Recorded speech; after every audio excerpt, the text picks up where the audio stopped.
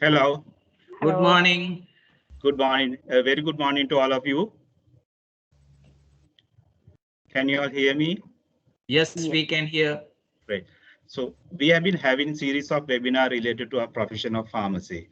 We as pharmacists, the vital link in the country's healthcare system, has a responsibility for protecting and improving the nation's health during the pandemic of COVID-19 as well.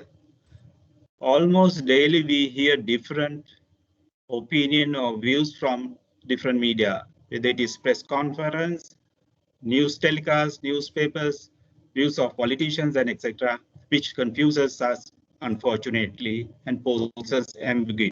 But we need to know what is correct and what is right, what is correct and what is wrong. So in the light of this situation as a present priority, today we are going to have a very special webinar with the support of a renowned healthcare professional. Before I introduce this eminent speaker to the audience, let me invite the president of PSSL, Mr. Tisera De Silva, who would formally welcome all of you.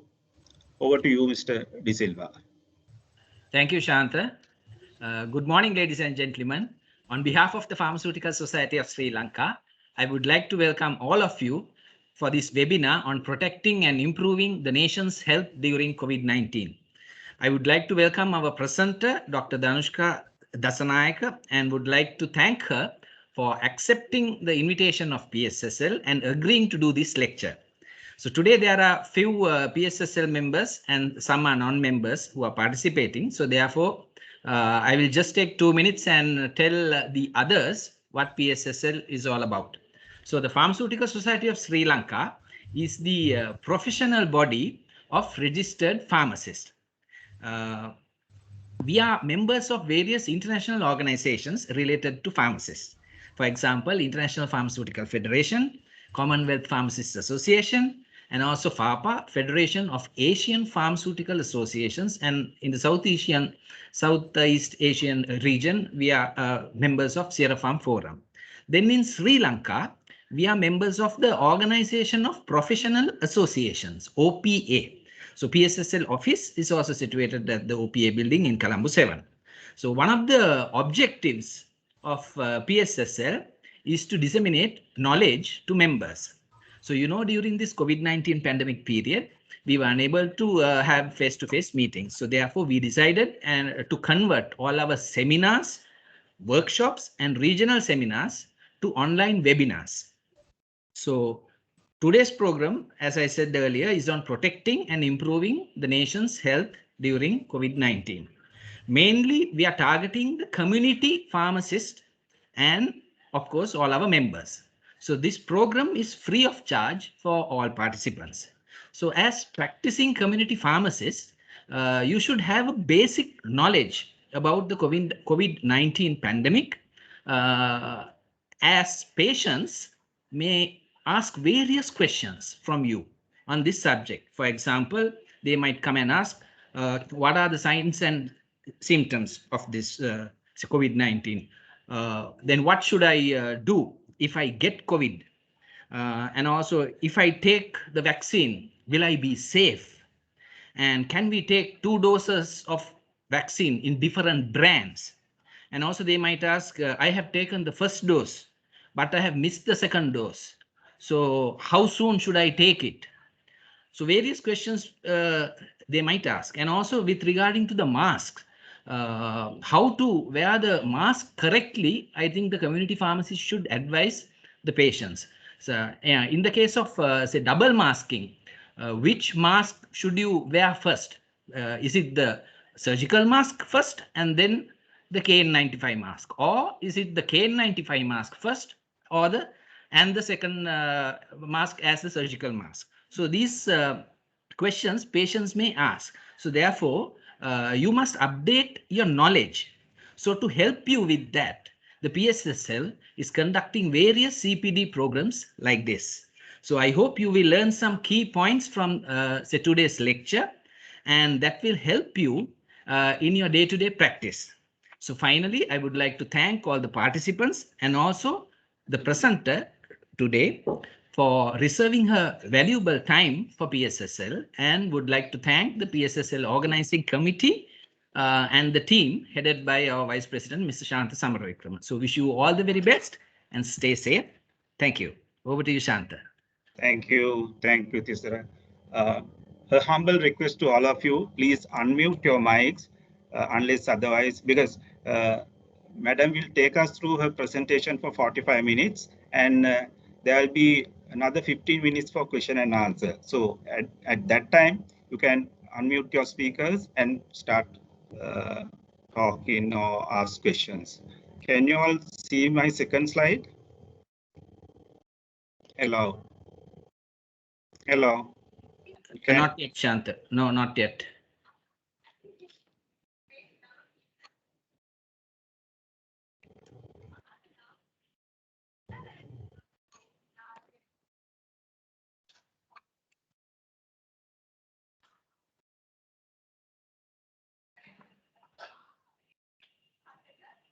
Can you see the second slide now? Yes, I think it's coming. Great. Yes, now we can see. Yes.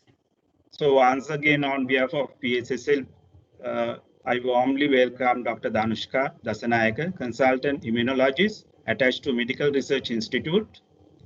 May I introduce Dr. Dhanushka to the audience.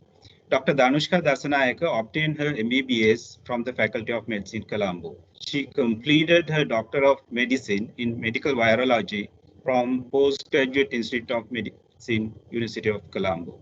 She was specially trained in immunology in the Department of Immunology of Oxford University and John Radcliffe Hospital. Dr. Dhanushka has more than 15 publications in her peer-reviewed journals worldwide. She is a dedicated undergraduate and postgraduate trainer in biochemistry, molecular biology, and biotechnology. Dr. Dhanushka is a board of study member in MSc in Immunology attached to University of Colombo. Presently, she is serving as a consultant immunologist in the Medical Research Institute. Madam, thank you very much for lending your hands to enhance our knowledge on SARS-CoV-2 and its impact on the nation's health. Over to you, Madam.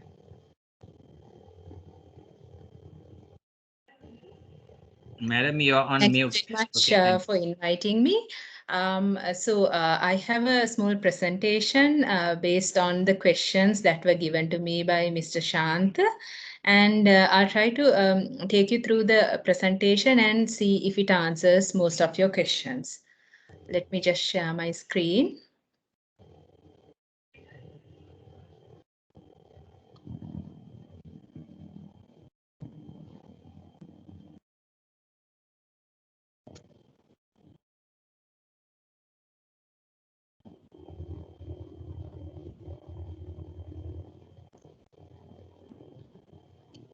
You can see the screen. Has it changed to the presentation mode? Madam? Has it changed to the presentation mode?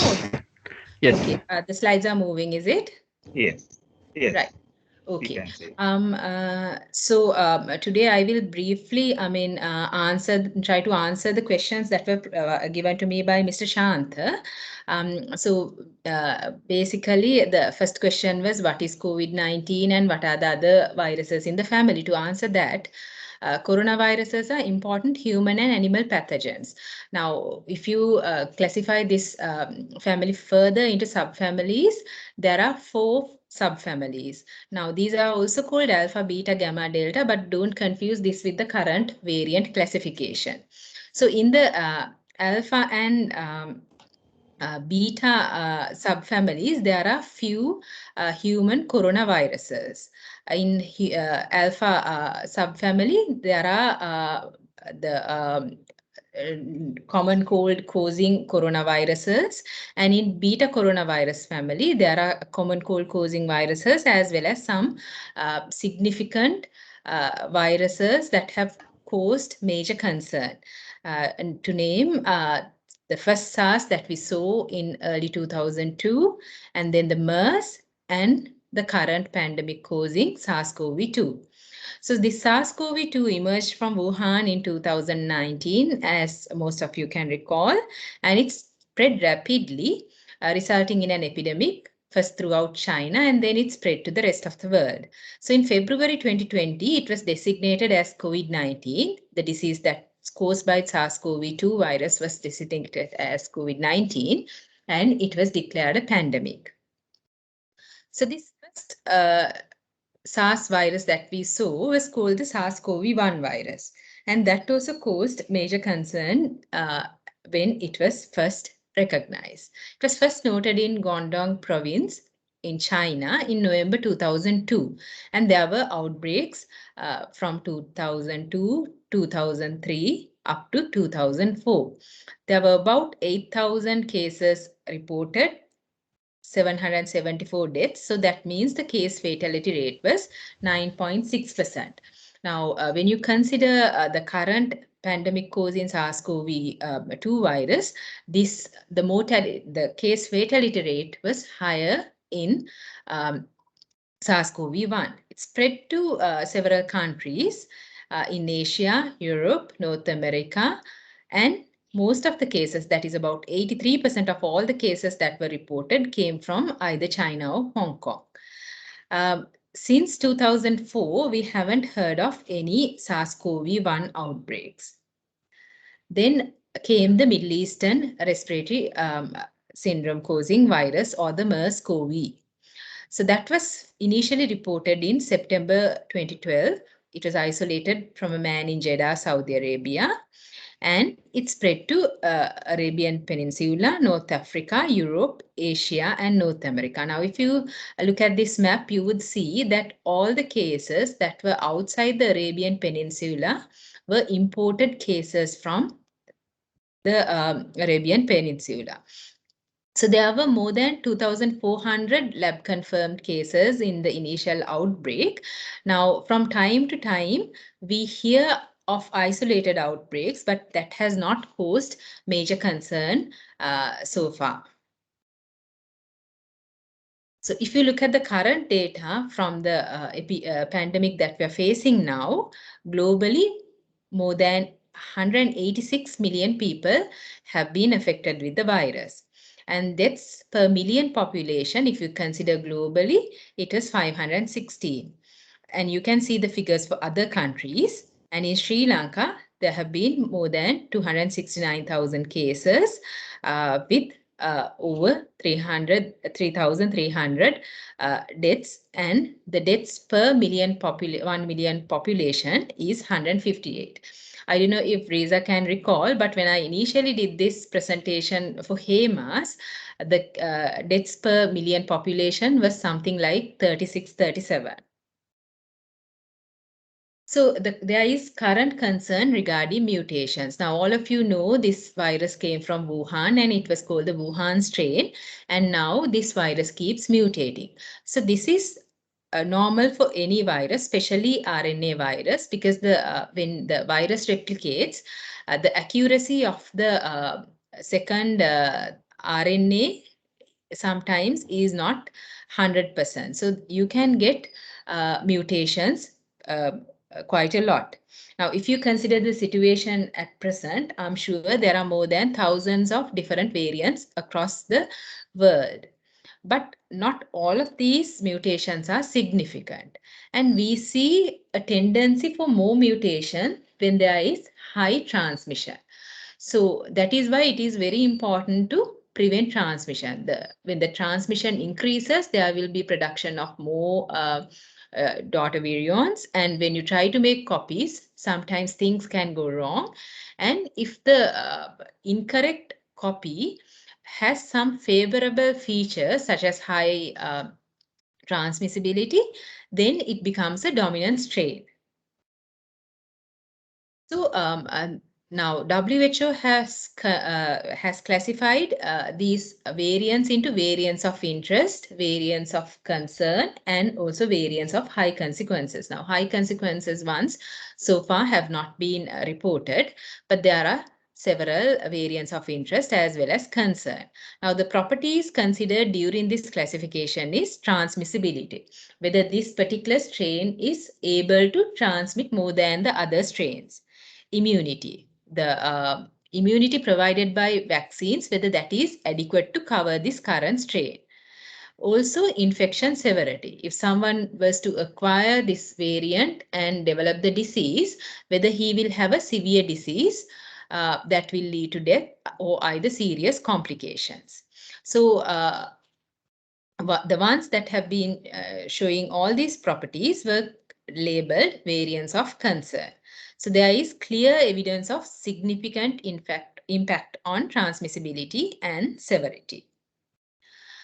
So there are initially they were named by the mutation that was seen in the spike protein of the COVID-19 virus. Now this spike protein is very important because that is the one that goes and gets attached to the receptor.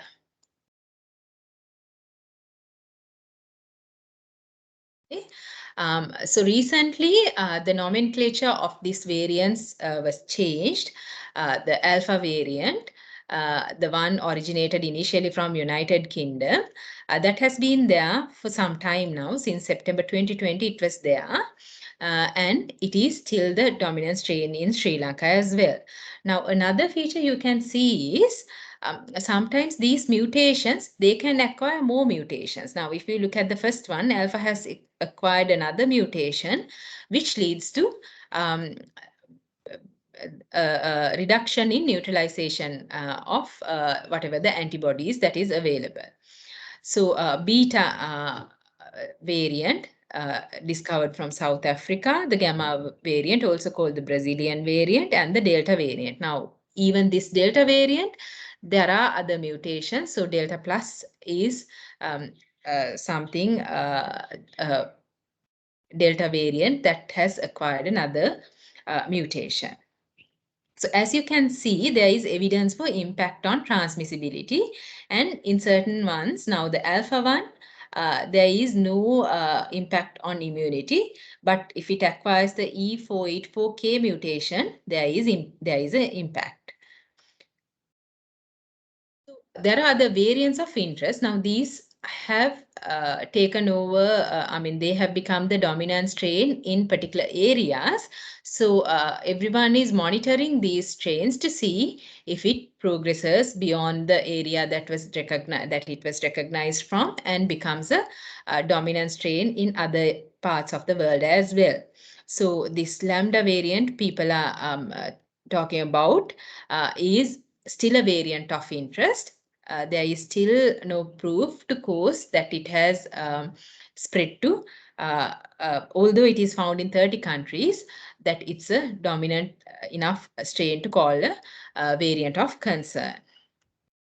So what are the variants in Sri Lanka? Alpha variant, delta variant, beta variant, all have been found. Beta was not from the community. This is from returnees from outside.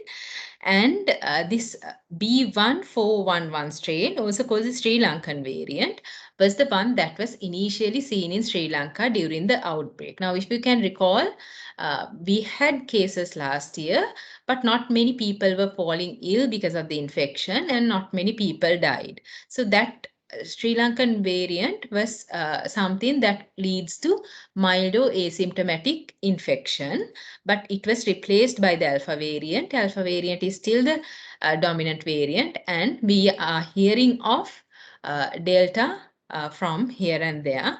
Now, that is a variant we should be very aware of because it has high transmissibility, plus the amount of antibody you require to neutralize is much higher. Therefore, you need protection from a efficacious vaccine to prevent development of an infection. So there have been other variants reported as well, but these are not very important at the moment. So routes of transmission, regardless of the variant, the primary route of transmission is direct person-to-person respiratory transmission. This is especially important in close range contact, that is about 6 feet or 2 meters. Now we have brought it down to 1 meter via respiratory particle inhalation or direct contact with mucous membrane. Now, people talk about contaminated objects and so on, but it is not a major route. Still, you have to be vigilant about washing your hands, because you can still touch your mucous membranes. If you have a high load on your hand, you can still contaminate your mucous membranes. Airborne. Now, there was a lot of hype about this airborne transmission as well. But the evidence is controversial. This is especially important in enclosed, poorly ventilated spaces. Now, if you consider transmission in a room that is air conditioned, then say one person is infected, and then we follow up the other people to see how many got infected. There have been instances where the person who was standing next to that person who was infected was not subsequently infected, but other people who were away from that index case were infected. So that means airborne is also important if it's an enclosed, poorly ventilated space. It is also, the virus is also detected in non-respiratory specimens such as stool and blood, but the role in transmission is uncertain. There are three things that you have to consider if you are to prevent infection with COVID-19. That is crowded places, close contact setting, and confined and enclosed spaces. So if you look at the diagram below, you can see where all these three factors overlap. That is where the highest risk is. So if you want to prevent infection, if you want to protect yourself, avoid crowded places, don't have any close contact, and avoid confined and enclosed spaces. So how long is a person infectious? So if you develop if you acquire the virus, how long will you be able to give it to someone else? So precise interval is uncertain, but we say from 1 day before onset of symptoms up to about 7 days, a person is likely to be infectious. So now this, before developing symptoms, sometimes people consider 48 hours to be important. And it is very unlikely that a person is infectious after 10 days. So sometimes these people who are infected may have prolonged viral RNA that is detected by PCR, but it is not indicative of prolonged infectiousness. So shedding may increase with age and severity of illness. So say someone, an elderly person who had severe disease, if you screen them with a PCR, in about, say about 3-4 weeks after the person was discharged, there might still be PCR positivity, but that doesn't mean the person is infected again. It means that there is virus still there after recovery. Risk of transmission. If you look at the outbreaks that have occurred worldwide, you would notice that it was not a case of transmitting this illness from a single person to another person, but rather a single person giving the infection to so many other people. So this is called super spreading event. Now, if you can see, if you notice, this person in the middle has given it to so many people, not just his immediate contact. So these are called super spreading events, and epidemiologic data suggests that the minority of index cases resulted in majority of secondary infections. So secondary infections, or the risk of transmitting, is highest in the following settings. First is household contact. If someone in your family falls ill, then it is very likely that you would get the infection too. Healthcare settings. Now, say a healthcare worker doesn't stick to the adequate, required personal protective measures, then there is a very high chance of transmitting the infection. or people residing or working in close quarters. Now, if you recall the outbreak in Navy, what happened there was the Navy officers were in the same domes, they were sharing things, so that's why there was a high number of cases coming from that outbreak. So outdoor transmission is very much low. So that means if in ventilated outside spaces, the risk of becoming infected is very much less. Risk of reinfection, short-term risk of reinfection following an infection is very low. So it is about 80 to 85%, and that is there for a period of about 6 to 7 months. Now, the chance of a person getting reinfected is high if that particular person has an immune compromising condition where his or her immune system is not functioning properly, or if the person is an elderly person, where your memory, memory immune system is not very good. What should you do? Regardless of the variant, you should avoid crowded places, maintain distance. When possible, open windows and doors for ventilation, cough and sneeze etiquette, and always wear a mask. So when you are choosing a mask, what should you do? You have to make sure the mask fits snugly against your face. And also you have to make sure that there are several layers in the mask to keep respiratory droplets out. So how do you improve fit?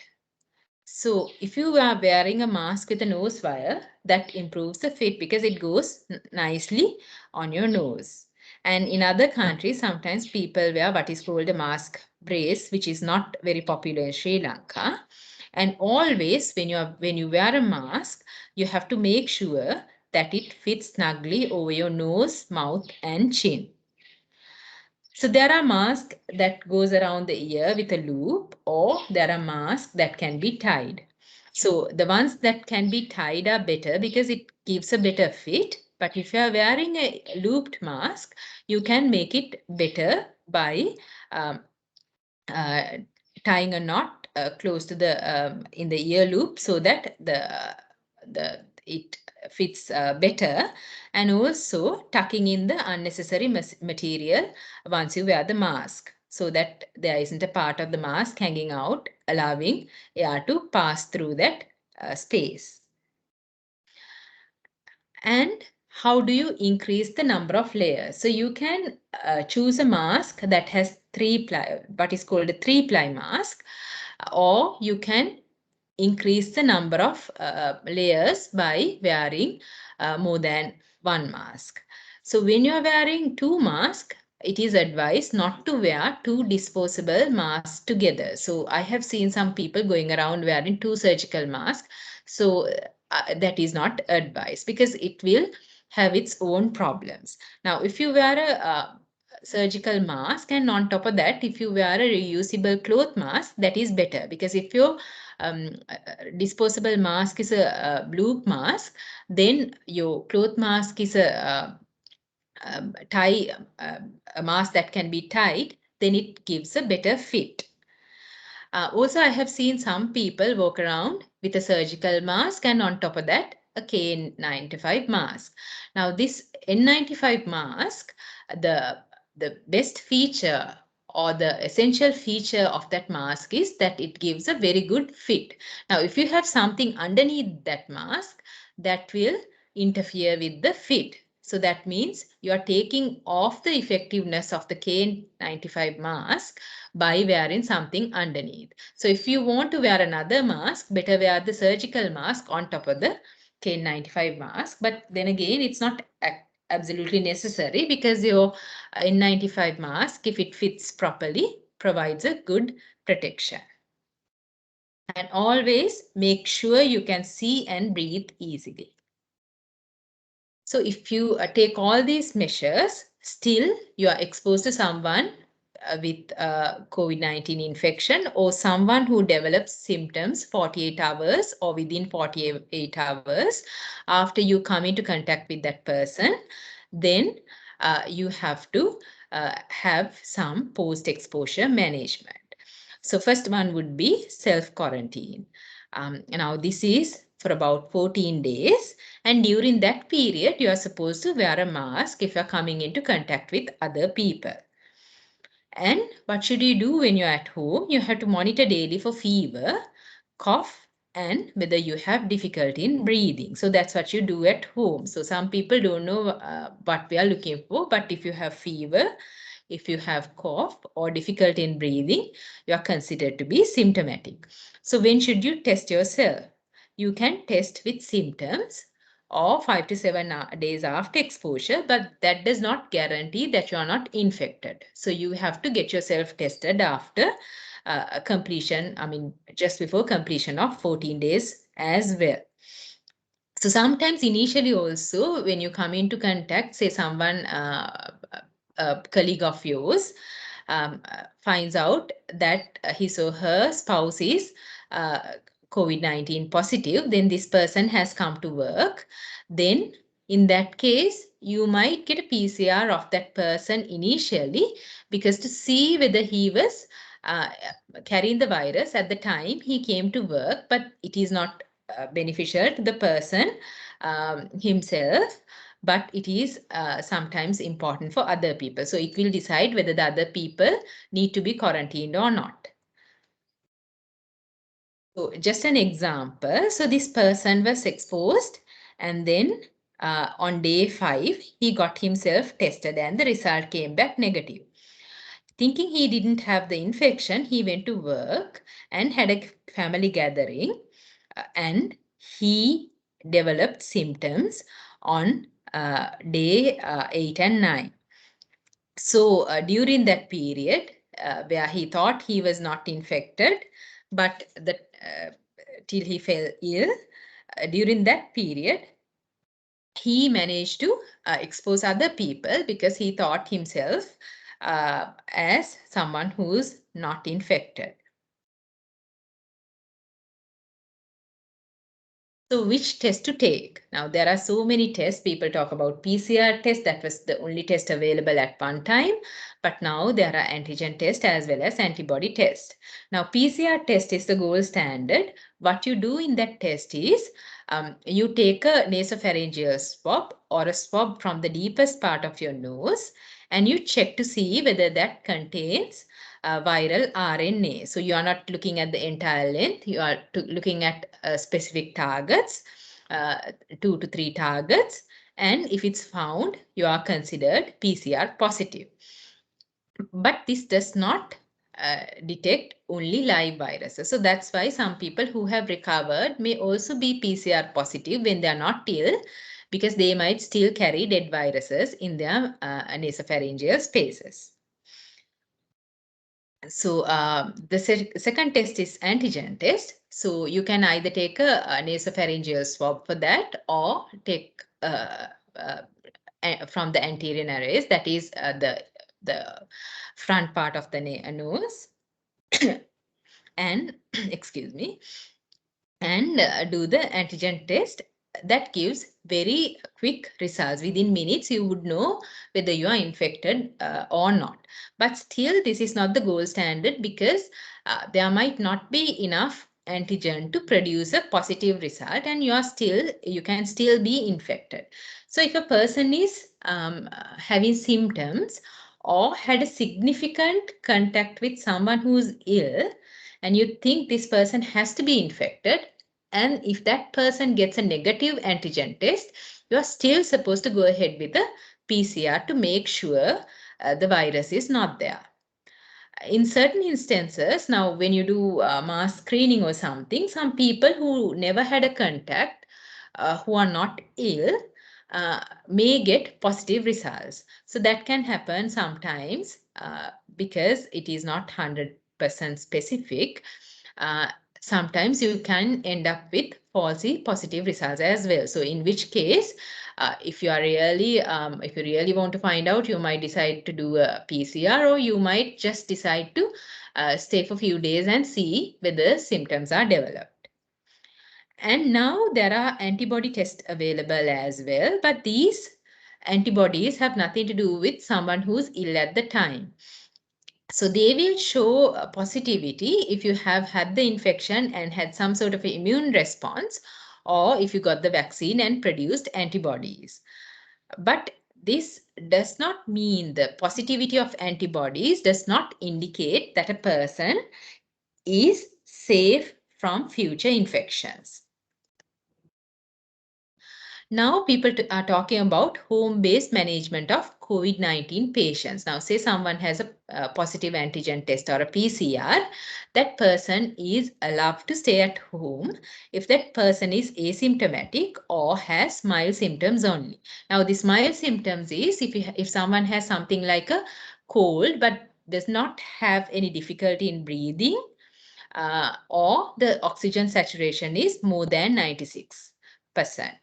This person can have fever, or they might not have fever but have something like a mild upper respiratory tract infection.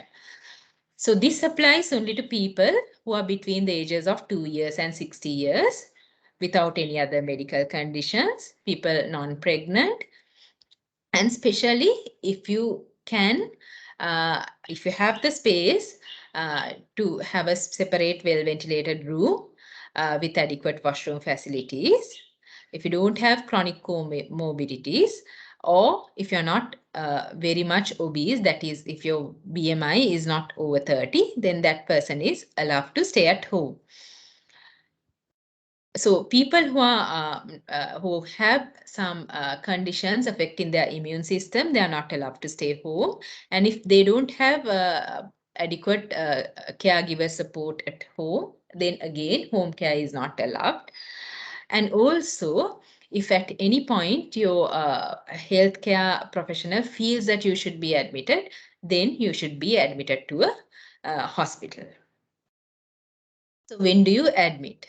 So if there's difficulty in breathing, persistent pain or heaviness in chest, if there is sudden onset of confusion, or the person is drowsy, and if the oxygen saturation falls to below 96, and if the person who's assessing you feels that you are sick enough to admit, then you have to admit yourself to a hospital.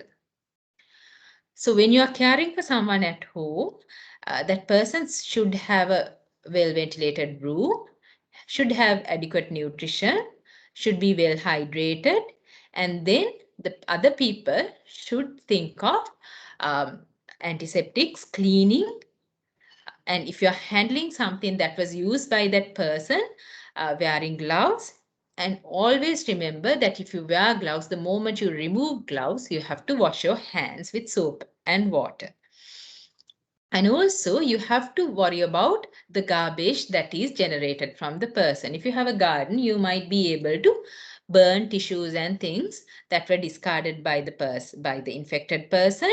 Or if you don't have such a facility, you might put it in a bag, tie up properly, and you should keep it in a place where you will not expect anyone to come and even pets to come and tamper with that. And then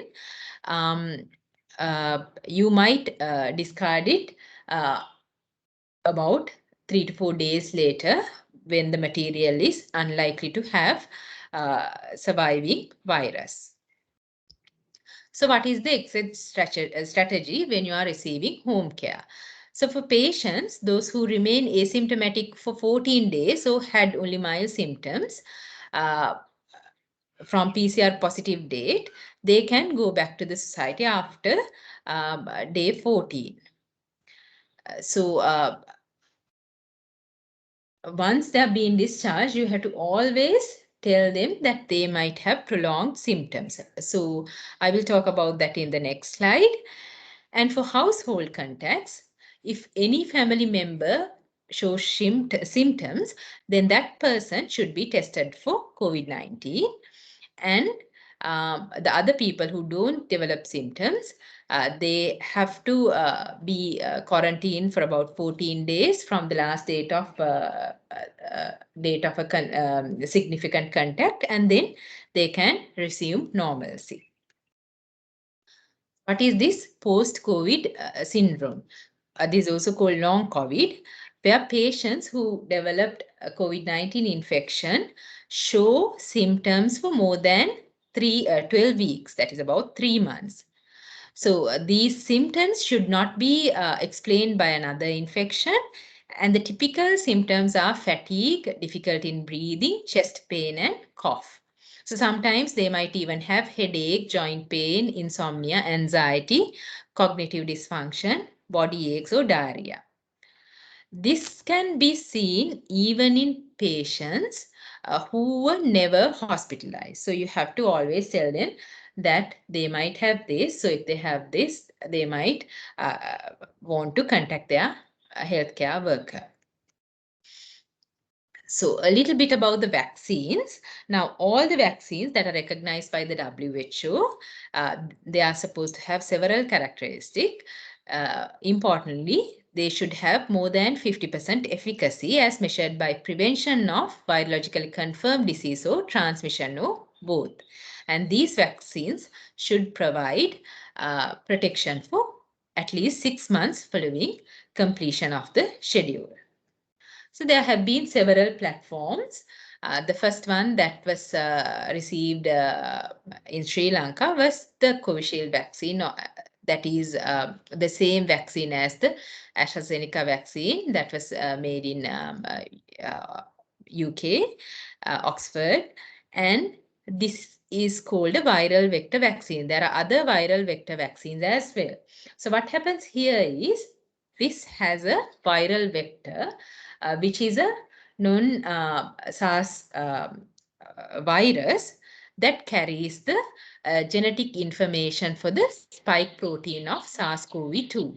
Now, the vector that was chosen for AstraZeneca vaccine was a chimpanzee adenovirus. So this virus, it is unlikely that humans have pre-existing antibodies to this adenovirus. Therefore, when you give this adenovirus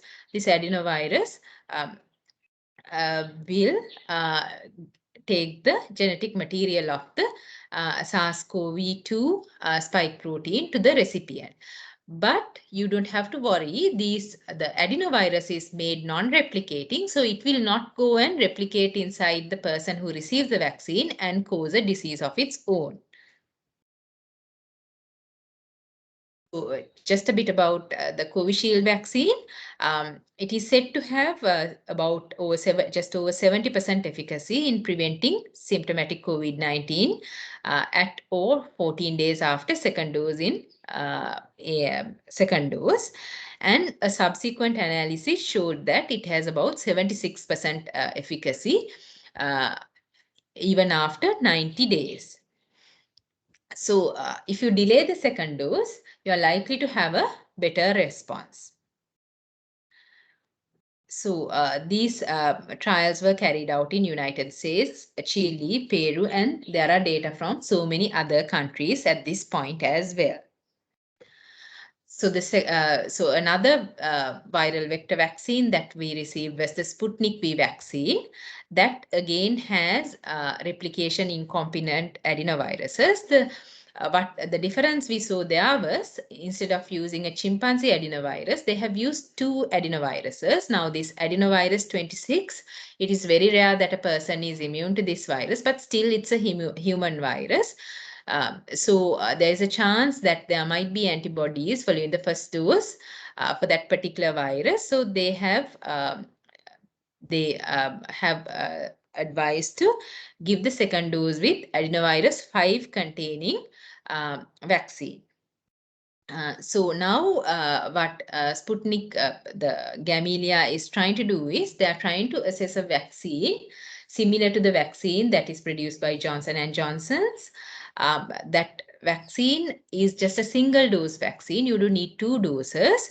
Vector is adenovirus 26, and to see if it provides adequate protection more than 50% efficacy for over 6 months, for up to at least 6 months with just a single dose. The first type of virus that received emergency use authorization was mRNA vaccines. So Pfizer and Moderna are the vaccines that came initially. Now these are called mRNA vaccines, and this again is a newer platform for vaccines like the adenovirus vector vaccines. Now here you find a mRNA strand that is contained inside a lipid nano particle, and this RNA, once you inject a person, will tell the cells to produce a spike protein antigen in the cells, and this antigen will be displayed to the immune system and antibodies will be produced. This RNA piece is very unstable, so it will not last in the body for a long time. It will be there only for a short period, and during that period, some spike protein will be produced, and it will lead to immunity. So these are the best type actually. If you consider efficacy, it has more over 94 to 95% efficacy. So the third type of vaccines is inactivated vaccines. Now, Sinopharm vaccine that were received by many people belong to this category. Now, we have experience with so many inactivated vaccines previously also. Now, if you consider hepatitis A vaccine, those are inactivated vaccines. And what they do there is the virus that was isolated, they kill the virus, and then that material is given to people. So the Sinopharm contains antigen from the initial, the Wuhan strain of the COVID virus. And you have to give 2 doses, and you will see adequate antibodies forming only after 2 weeks after the second dose. So in AstraZeneca mRNA, even after the first dose, there was some kind of, quite a significant protection. But with Sinopharm, you need both doses, and even once you complete the 2 doses, you have to wait about 2 weeks to have a proper immunity or some sort of immunity. So the message here is, if you have received a dose of Sinopharm, don't go around thinking that you are protected from the virus. So how does this long-term immunity result? So vaccines train your immune system using harmless form of the virus. And these, whatever the antigens that are contained in the vaccine, will activate what is called your adaptive immune response. Now, this adaptive immune response is the part of the immune system that is capable of producing specific protection against something. So it will recognize the piece of the SARS-CoV-2 virus that is in the vaccine and develop antibodies towards that particular antigen. Now, it can be antibodies, or it can even be T cells that produces the protection. So that is why I said, if you test antibodies in a person, you can't, if that person has received both doses of the vaccine, but that person doesn't show antibodies, you can't say there is no immunity, because they might still have memory B cells that are not actively producing antibodies at the moment, or they might even have T cells that will retain the immunologic memory. Okay. So finally, if you want to protect yourself, you have to stay home. But if you're unable to do that, you have to stay at least 6 feet apart from other people, wear a mask, wash hands frequently, and avoid crowds to stay safe regardless of the vaccine strain. So that is the end of my presentation. Now we can take up questions.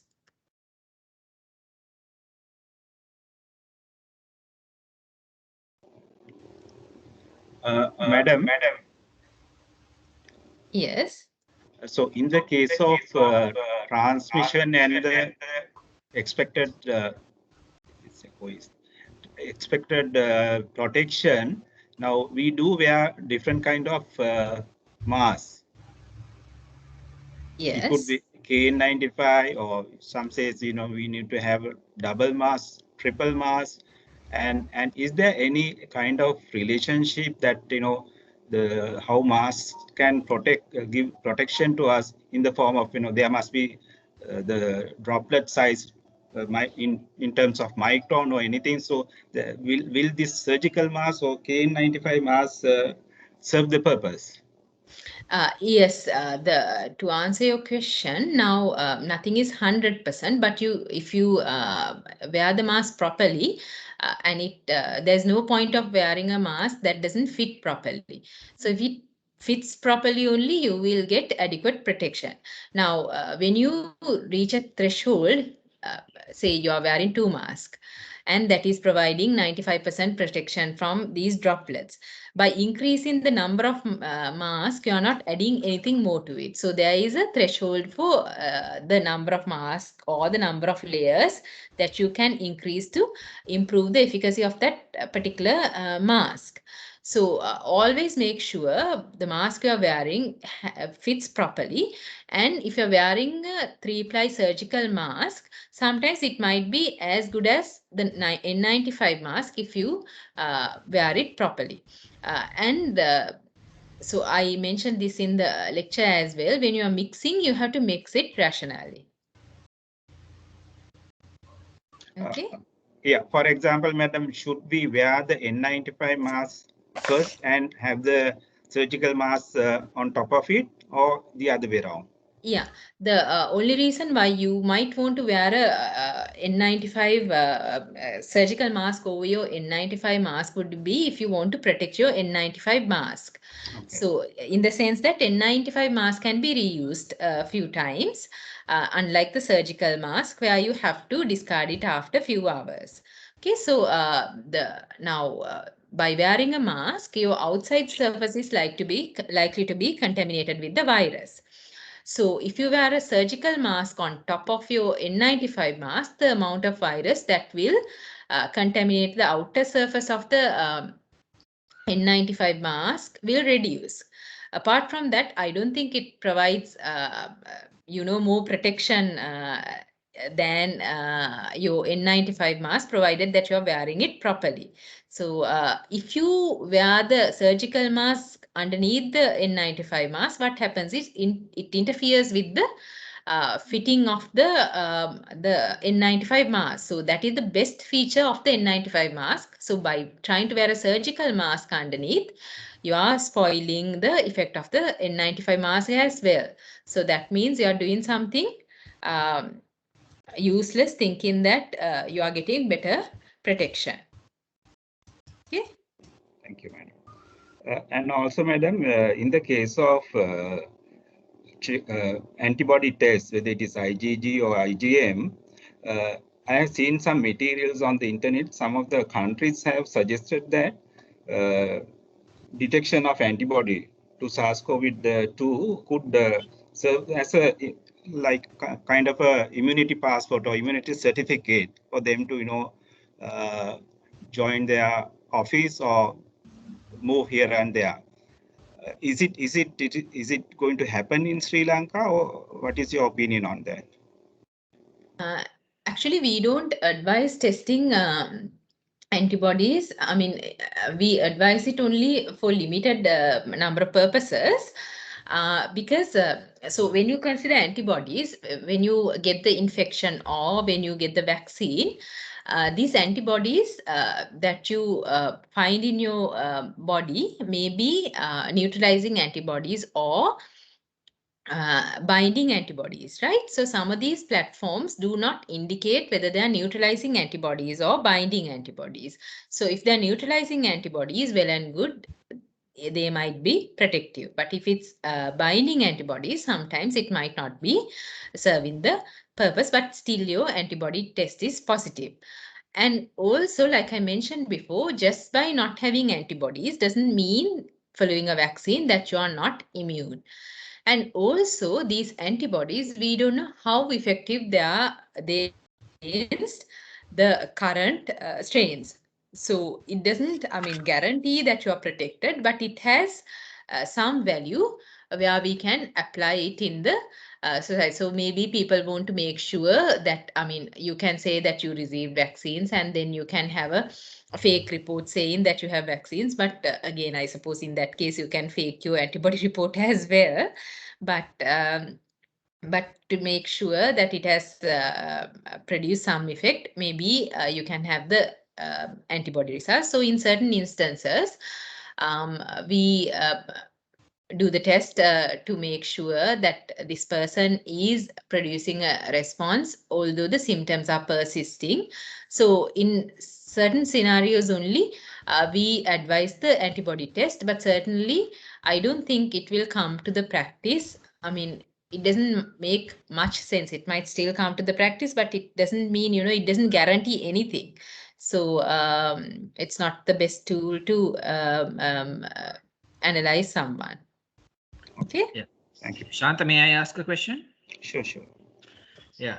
Now, in the case of Sinopharm vaccine, if a person has taken the first dose, you mentioned that the second dose should be taken after 28 days, or basically 1 month. And so if the second dose was missed by that person due to some other reason, and if a few weeks have gone after that, should that person take the second dose, and or how soon should that person take the second dose if that person has missed it? So due to So I some would say as soon as possible. Now, the thing with vaccines is, even if you, I mean, most of you will have children where you have taken them for their immunizations. And if this routine is missed at any point, you don't start from the beginning.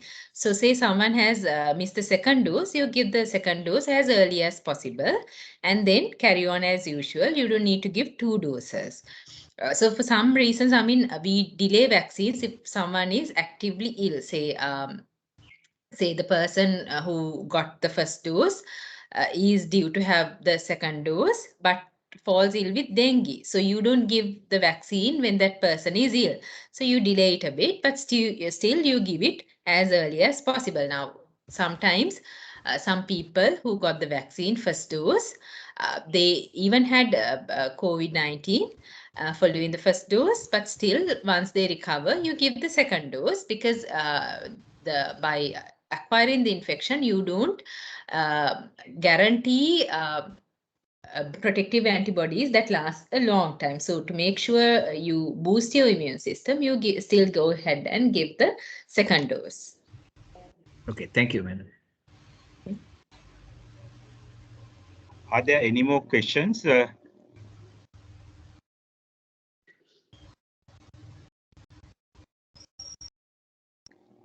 Because we received some of the questions, madam, through email. So, but you answered almost all the you sort of address all the questions that we received.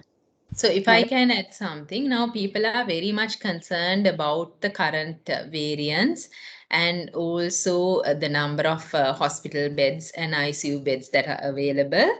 But what you have to keep in mind is that for any variant, the precautions are the same. So if you are wearing your mask properly, if you are washing your hands, and if you are avoiding crowded places, enclosed spaces, then it is unlikely that you acquire the infection. Now, if you look at a eye hospital now, if someone at your home gets an eye infection, it is almost guaranteed that other members of the family will also get an eye infection. But you don't see doctors who treat eye surgeons. They see often, I mean, every day they must be seeing patients who have eye infections, but they don't develop such infections because they're washing their hands properly, and they have been training themselves to not to touch their face and their eyes. So that is how you prevent the infection. So by adhering to simple measures, you can make sure that you're protected. And also we see a lot of people wearing so many masks, one on top of the other, out in the streets. But the moment they come to the workplace or something, then they remove their mask and they um, I mean, they have close chats and they eat together, share things, share phones, and do so many things. So instead, if you, I mean, it doesn't matter if you wear several masks when you're on the street because it's well ventilated and there's enough sunlight. Unless someone comes very close to you and coughs in your face, it's very unlikely that you gets the infection from a complete stranger. But it is very likely that you get the infection from one of your colleagues. So the message I want to give is, when you're doing something, make sure you're doing it rationally rather than doing it for the sake of, fooling the police, or because it is there is a legal clause saying that you should wear a mask and otherwise you are not allowed on the street. So these are simple things that can be done to prevent this infection and to make sure you stay safe. Okay. Okay, madam. Shanta, I have one question. Now, in a kind of a setup like a factory, like a lot of people gather in a factory and it's a central air conditioned system.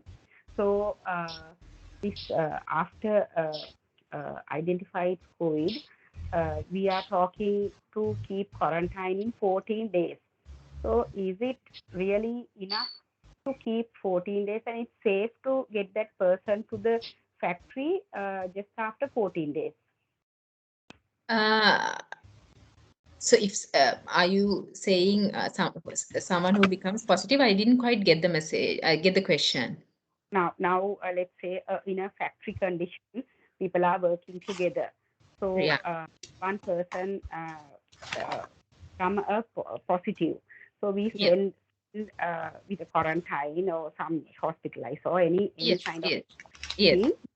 Then so after 14 days of identification, can we get that person to factory That work. to keep some more days to as Not quarantine? necessary. Now, if you remember my lecture, my presentation, I said it is unlikely that a person remains infectious after 7 days. So if that person is fit to work, you can get that person down after 14 days, regardless of the PCR. If that person still has symptoms, then he or she might need a few more days to recover, but otherwise, you don't consider that person infectious. But the other people who came into close contact may need to be quarantined. So 14 days after any significant contact. And also in factory setup, there are ways of improving the work environment. I didn't actually touch it during this talk because it was, I thought, not relevant to you all. But what we advise is now, we say now there are two kinds of risk in any work environment. A risk that can be eliminated, a risk that can be minimized, or a risk that cannot be avoided. Now, the ones that can be eliminated, you should always eliminate.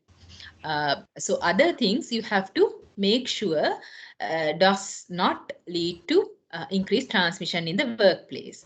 Now, say by elimination, I mean if you can, if all of the people who are working in that institute, if all of them can work from home, then that risk is eliminated because they're home. But still you might need people to come to work. So in which case you can try to minimize the risk by getting down the minimum number of people required to perform their duty. So you can have flexi hours, you can have different rotas, you can change the working hours. So some people work in the morning, some people work in the evening, or things like that, so that they don't, like, all of them don't mix together. And also when they come to their workplace, whenever possible, if it's a non-AC room, or if the room has windows, you can switch off the AC and open windows so that there is good air circulation. And say if it's something like a factory, then you have to think of, you can't obviously switch off your ACs. Then you have to think of air filters so that the same air doesn't get recirculated. So it's sort of filtered and then sent back. And you can, like do simple things. Now, some shops, they have people standing near the door to open and close doors. Now, that is some people will think that's silly, but that is actually a good thing where only one person touches the door, and it will prevent other people who are entering that building touching the door and contaminating the door and getting themselves contaminated as the result.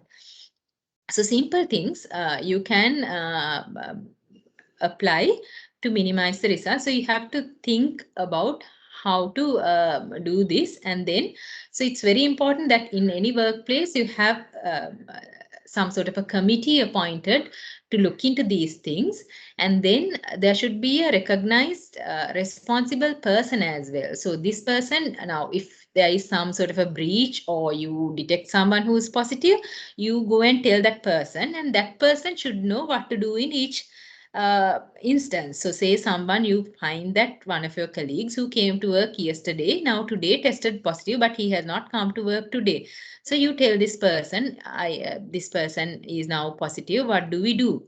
Then that person should be able to assess the situation and see who should be sent home for quarantine, who should remain at work, and if they remain at work, what they should do. So these are the kind of things that you can do. Thank you, madam. Thank you for the complete answer. So, madam, just to reconfirm what you said, if a person is infected with COVID, that person can transmit it to another person only for 7 days. So after 7 days, he cannot transmit, is it? So generally it is considered that, let's say 10 days, it is considered that you can't transmit after that. But the tricky part is sometimes you can transmit even before you develop symptoms. So we say for about 48 hours prior to developing symptoms. So where a person doesn't know that he or she is infected, they can, give the infection to another person. And also people who are vaccinated, they might not get severe manifestations of the infections or any symptoms at all for that purpose sometimes. But if they they can still acquire the virus and give it to someone else. So now, if you are vaccinated, but still you have to remember that your children at home are not vaccinated. So that is why even if you are vaccinated, you have to adhere to wearing your mask, maintaining distance after, the stipulated period where you consider yourself protected. So the other thing about transmitting the infection, now if you don't have symptoms, it is unlikely that you have respiratory secretions that are capable of transmitting the infection. So theoretically, if you look at it logically, you would realize that a person who has mild symptoms or no symptoms at all, they are not very, very good transmitters of the infection. So that means even if you, if you get the vaccine, that means you are in a better position than anyone else. So don't avoid the vaccine saying that even if I get the vaccine, I can still give it to someone else. I can still get infected, because even if you get infected, the chances are that you will have a mild infection. And if you're asymptomatic, the chances are you will not give it to someone else. But it is not 100%. Okay.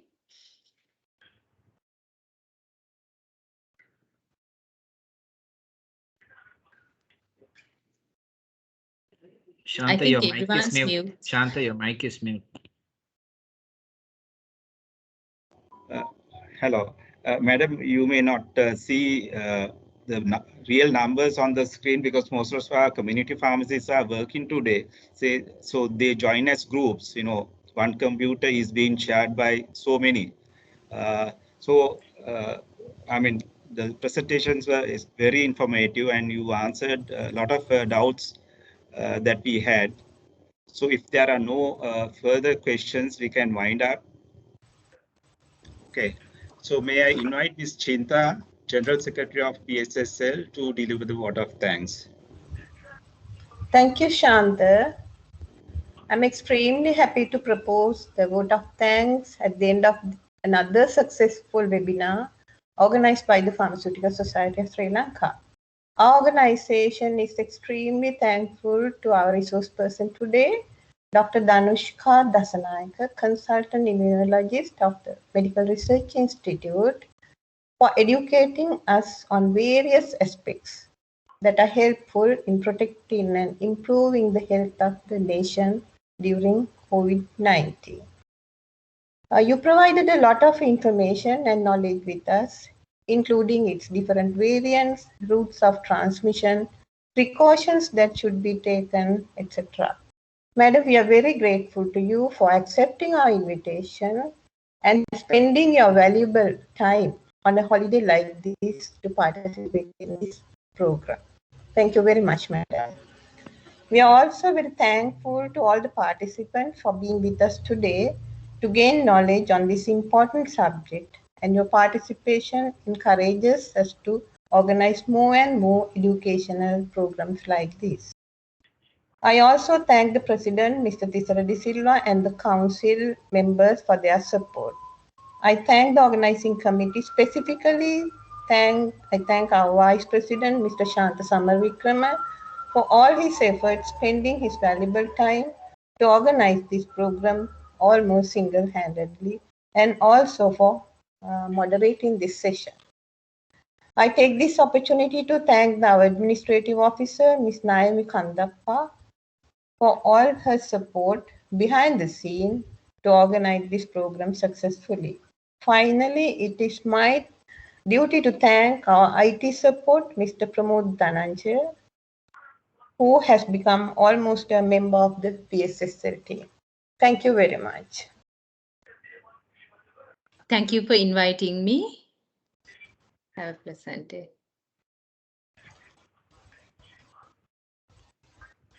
Thank you.